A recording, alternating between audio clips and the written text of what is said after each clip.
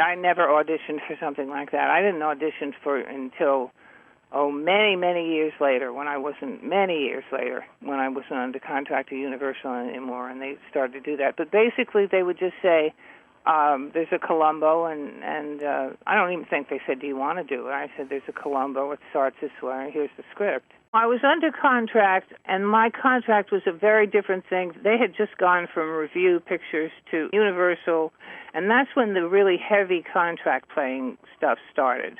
And I came in before that, so that I basically, when I signed with Universal, was signed just for film. And after a while, I did the two films, The Warlord and Shenandoah.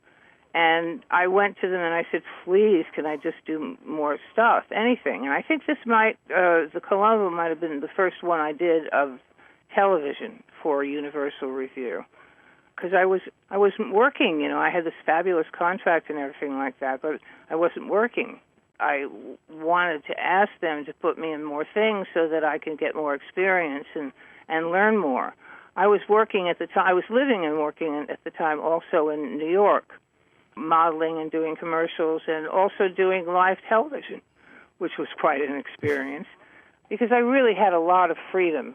I couldn't do television out here, but I was doing some in New York, and I was busy and making a career and meeting people and stuff like that. I remember mostly, and I'm not that much older than he, but at the time in where we were in life, 3 years can make a huge difference, or 2 years can make a huge difference. And I kept thinking, this kid, I'm working with this kid.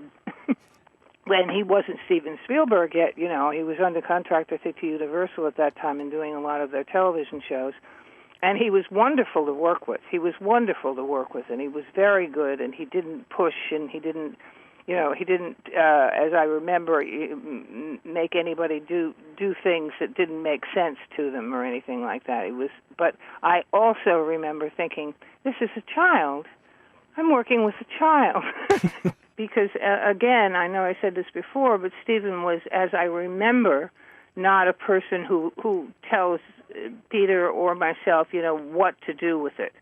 He might have said one or two things, but basically he just let us go. And if it wasn't right, then he would make it what he wanted it to be. You know what I'm saying?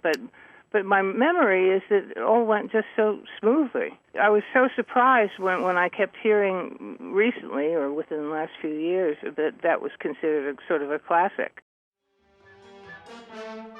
If you've enjoyed your journey on the TV Time Machine, please like and subscribe. We look forward to having you again on the TV Time Machine.